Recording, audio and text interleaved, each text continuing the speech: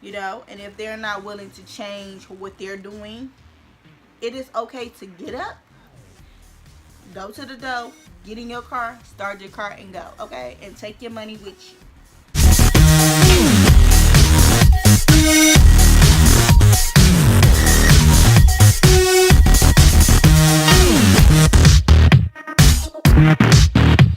Hi guys, welcome back to another video. Today's video, giving you guys 10 tips on growing your natural hair. And if you guys are interested, please keep on watching. I did take a couple of notes on my phone. And we're going to get right into it. So, the first things first is consistency. You guys have to be consistent if you guys want to see a change in your growth or in your health of your hair. All around, guys need to be consistent, because if you guys aren't consistent, if you do something now and then wait a month and then start back doing it, and you know, skip days and months and weeks and stuff like that, you're never going to see anything. It's just the same like when you're trying to lose weight. You know, you have to be consistent in order to see results. So the same thing applies to your hair. You have to be consistent in order to see results. So please make sure you guys are consistent.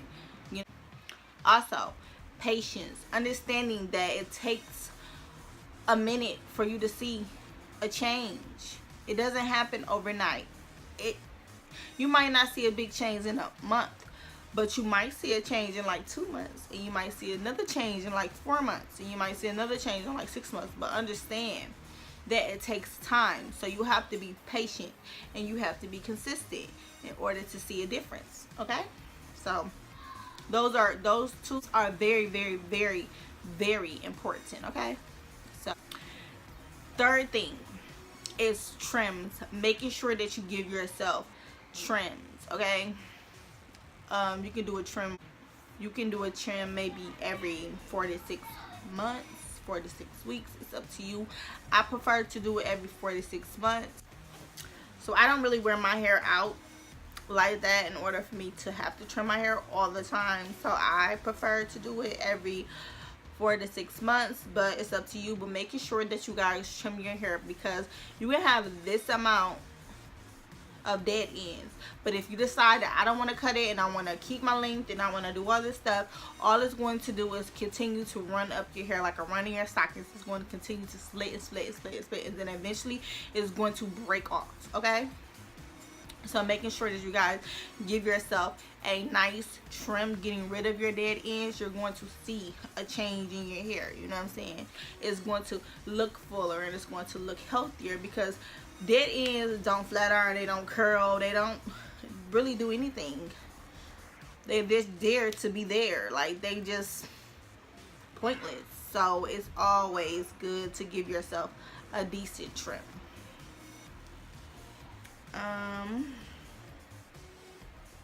Deep conditions. Deep conditions are very, very, very, I can't even stress this enough. It's very important to give yourself a deep condition, and this does not mean like putting conditioner on your hair, putting like a plastic cap on your hair and calling it a day and say that I get a deep condition because you left it on for like 15 minutes. No, you need to sit under a heated dryer, and sit under there for maybe 15 to 20 to 30 minutes. I do an hour, but that's just me being extra. But you don't have to do an hour. You can sit on there for like, but it's all up to you and what you want to do. But deep conditioning is very important, so I recommend you guys deep condition on a regular, like maybe once a week or once every other week. But deep conditioning, making sure that you do deep conditioning. Deep conditioning, it penetrates your hair shaft, like from the inside out. If you just put conditioner on your hair, it only sits on your hair. It's not really working in the inside of your hair. But when you take heat and you add it to a deep conditioner that's actually meant for deep conditioning, not just a conditioner, it says deep conditioning on the bottom, it's very, very beneficial to your hair. Okay, whether you're natural or relaxed. Okay, because this video is not just for natural hair. Okay, it's for relaxed hair as well.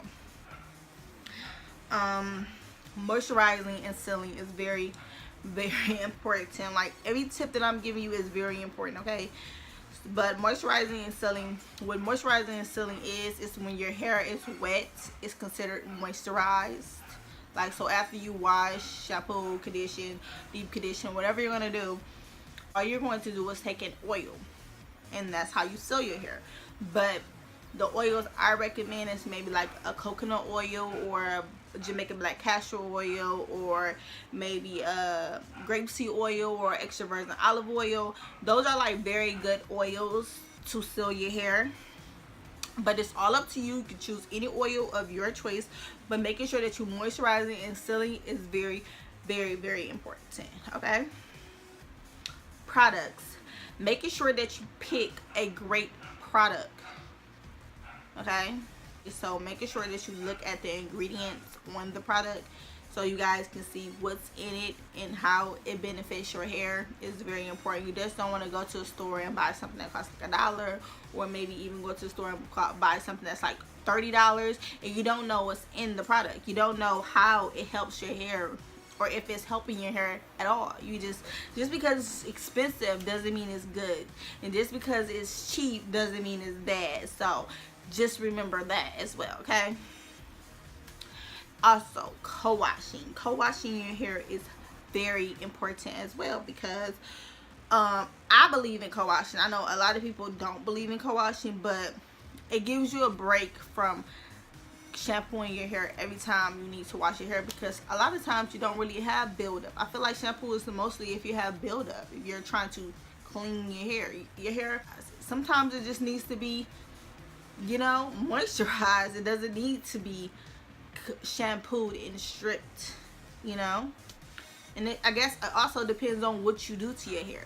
Like, if you're a heavy product person, like that puts tons of products on their hair all the time, like every other day, then I recommend you shampooing your hair, because you probably have buildup. But if you're like me and you don't really do much to your hair, you know, mostly just oils and like water, then co-washing your hair is going to be amazing for you. But like I said, it depends on you and how you treat your natural hair. But I think that co-washing is amazing, and I think that everyone should do it, okay? But that's just me. But that helped my hair grow a lot. So adding co-washing into your regimen is very important, okay? And this one, okay guys, minimizing heat will save your life, okay? It will help you prevent heat damage. I don't care how much heat protecting you put in your hair. If you're flat ironing your hair and you're blow drying your hair every day, you're going to have heat damage. Your hair, your curls is not going to be as flourished and as beautiful and as luxurious as you would like it to be if you're putting heat on your hair every day. Even if you're relaxed, putting heat on your hair every day is just not good for your hair at all. So minimizing heat, whether it's flat ironing, whether it's blow drying, whether it's using a pressing comb, whether it's using a curling iron, it doesn't matter what you're using. Minimizing heat. But there's two different types of heat: direct heat and indirect heat. So a hooded dryer is considered indirect heat. It's not direct heat. Indirect heat, like a hooded dryer, is good for your hair. But direct heat on your hair is not good for your hair at all. I don't recommend you doing it all the time. I'm not telling you you can't do it at all, but I'm telling you I don't think that you should do it all the time. Protective styling. I absolutely love protective styling. It gives me an opportunity to do all different kind of hairstyles and keeps my natural hair intact.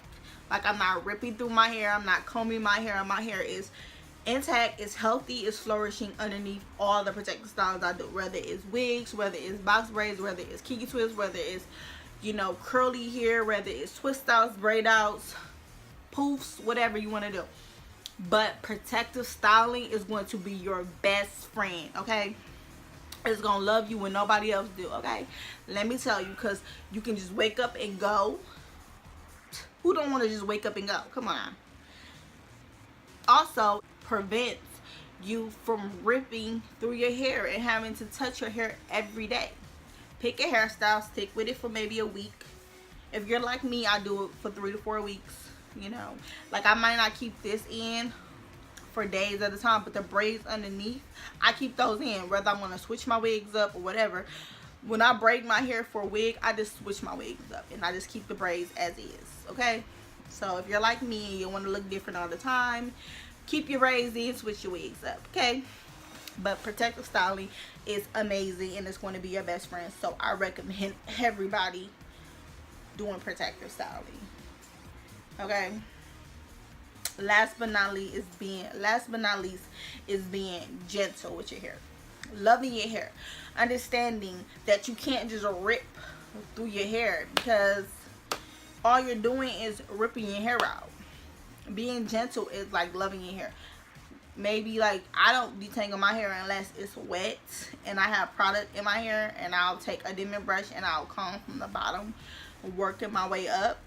You know, I don't comb through my hair when it's dry. I don't recommend no one combing through your hair while it's dry unless you got all the kinks out, okay? Because and even then I still don't really recommend nobody just, you know, going in with the small teeth comb and then deciding to comb their hair from the roots down. I mean, you're going to rip your hair out.